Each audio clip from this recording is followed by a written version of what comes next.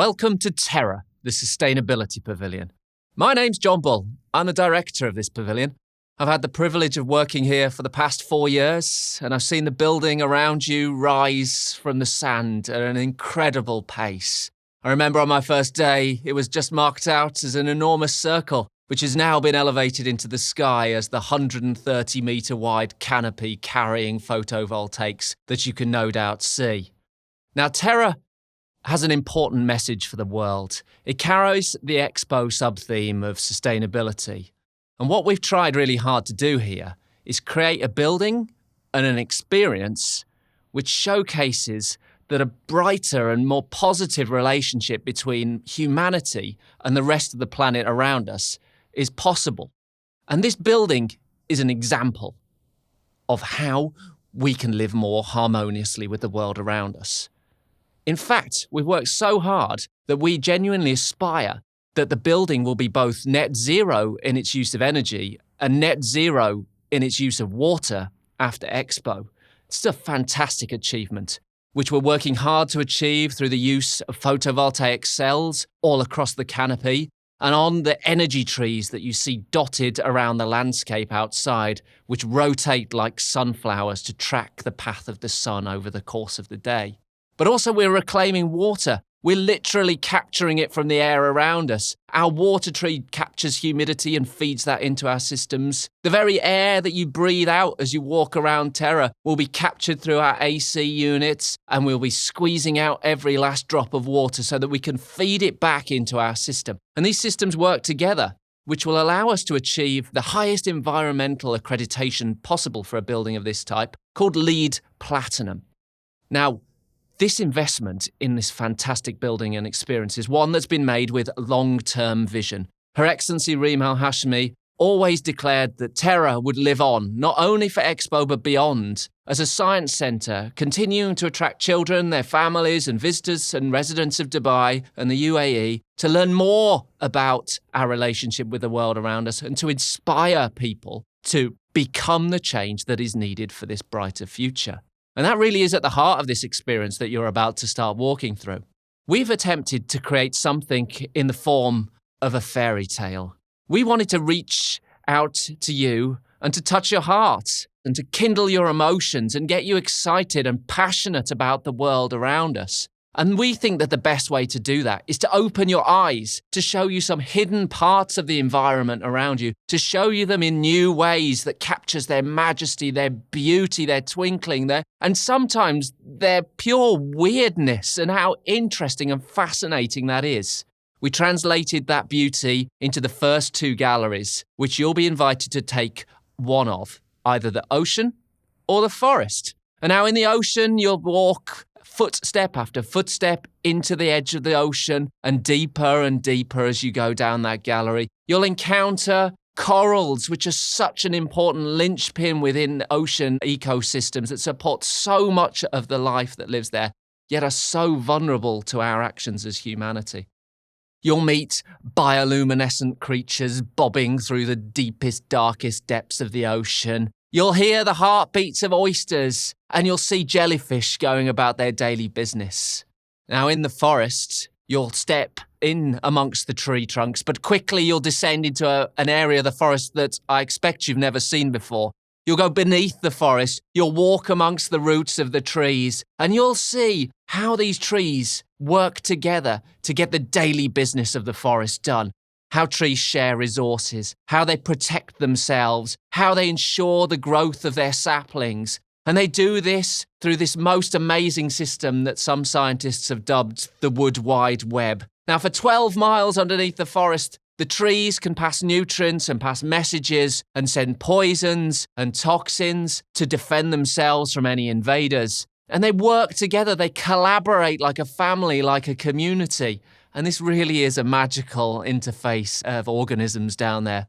As designers of the experience, what we wanted you to feel as you walk through the ocean or the forest is how beautiful the world around us is, how sophisticated it is, and how precious it is. Now, there's this concept called biophilia, which is one which relates to humanity's innate love of the world around us and our connection to it. And our natural affinity. We all feel better. We are all healthier when we're out and connected to the world around us. And it's my thought, and those of others who've been involved in this project, that perhaps some of our problems come from when humanity divorces itself from the rest of the world around us, when we see our needs as separate to the rest of the world around us. And what we want to show with these galleries, beyond the beauty of nature, is show how connected we are, how we are part of nature, and how we share so much in common with creatures that couldn't possibly look any more different to us, even to the extent of them being trees. Now, our fairy tale wouldn't be much of an adventure if we didn't bring in a little threat, a little jeopardy, a little friction. Now, in a fairy tale, of course, that takes the form of the wolf arriving to Little Red Riding Hood's forest, or perhaps it's the Wicked Witch of the West. In our story, we didn't want to create a fictitious villain. We wanted to show how collectively humanity is making collective decisions which are putting these environments at risk. And in particular, we examine how some of our choices around our daily consumption are affecting these environments. So as you walk to the bottom of the forest, you turn a corner and you find yourself in a factory stacked with goods ready to be shipped out all around the world.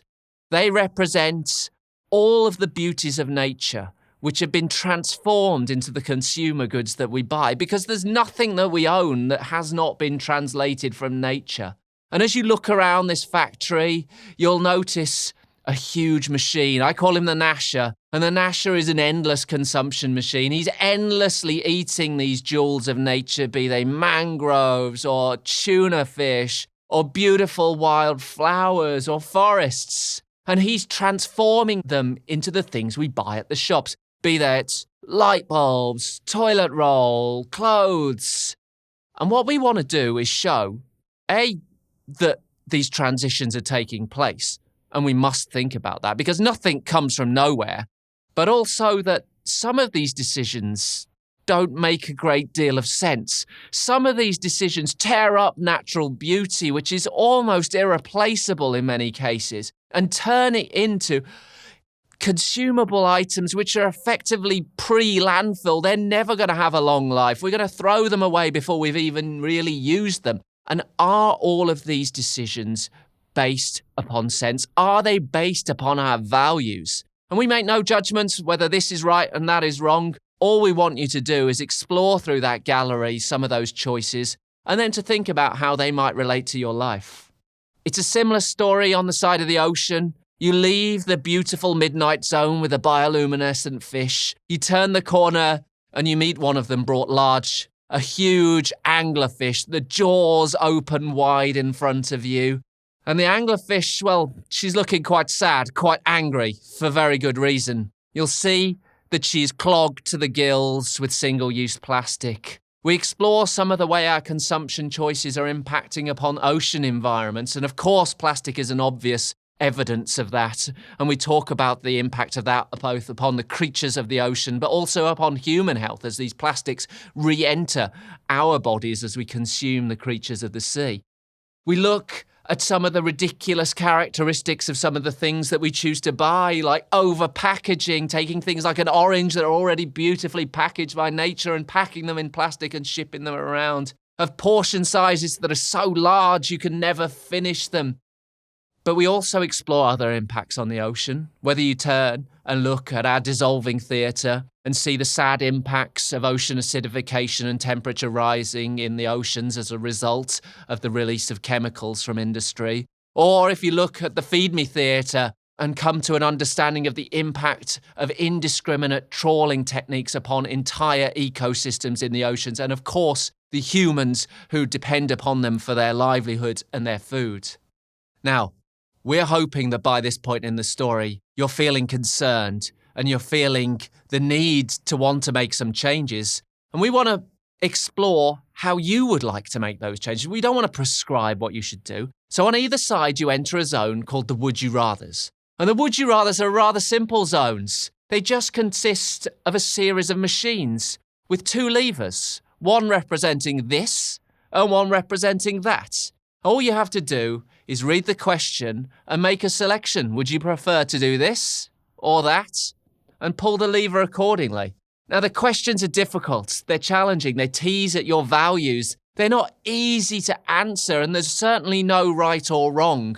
But we do show you a little information about the consequences of our choices, whether that's an impact upon biodiversity of the world around us, whether that's an impact upon your personal life or the future for our children and their children. And we share with you what others at Expo have been saying, because we really want you to have conversations in your groups. Talk to the people you're with about whether this choice or that choice is better for humanity and the world around us. And once you've done that, we bring it even closer to home, very literally to your home. As you discover in our next environment, we want you to use your imaginations and imagine you've turned the corner, come home from perhaps a shopping trip, and your house is on fire. Your house has been flooded, depending on which side you are, and all your belongings are being destroyed. And you're enraged, you want your stuff. You decide to kick in the door to your house, risk the flames and risk the flood to rescue 3 items. Now, our question to you is quite simple. What 3 items do you own that you care enough about to risk your life to rescue in this kind of situation? Don't worry about the kids or the cats or even the pot plants. They're all safe and out. But what 3 items do you have that you care enough about to risk your life for? And we show back to you in our archive of 3 things, a host of 3 things that people from all around the world have chosen. People who, from different backgrounds, whether they're business people, children, artists, musicians, environmentalists, everyone.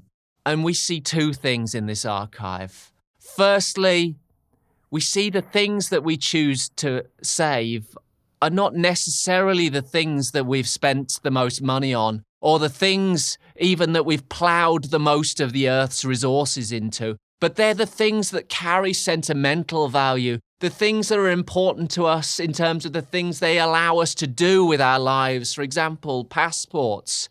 They're very, very rarely the things we're ploughing precious resources into. So it begs the question, if we don't value these things, why are we accumulating them? And is it a sensible use of the Earth's resources? And secondly, there's a really lovely positive message there. And it doesn't matter whether you look at what the child from the Maldives or the older person from the UAE has chosen. We tend to choose the same things. We choose things that relate to our values. And those values are common across humanity. And the question again I would throw back to our visitors is one of, if these are shared values of what's important to us, can we work hard to remember those values and make the choices about our lives that relate to those values?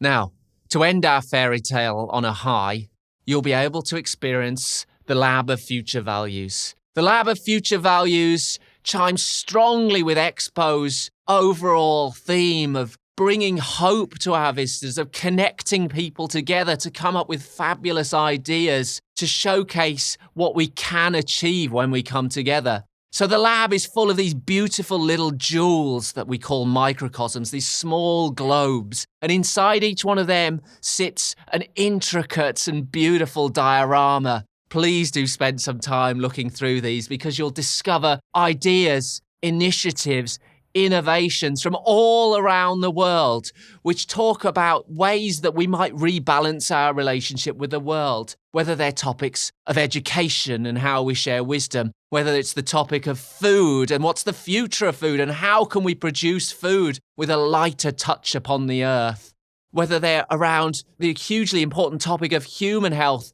and also explore the ecosystems that live inside our bodies. You'll be able to discover these and many more in the Lab of Future Values. And it's my sincere hope that this will fill you with a sense of possibility, with a sense of urgency for the requirement to change, and a sense that we, each one of us, can contribute, whether that's a great idea for a new product or whether it's simple changes that you can make around your lifestyle at home related to your consumption choices. Whatever those choices are, we want you to feel empowered to take those.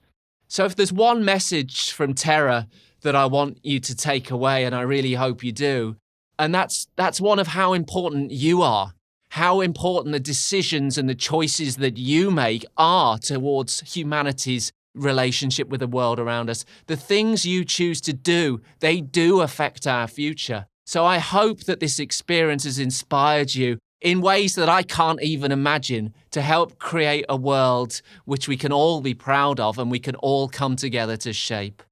Thank you so much for coming to Terra. Please enjoy your experience and talk to our fabulous staff as you go around. They've got lots of things to say to you. Thanks for coming.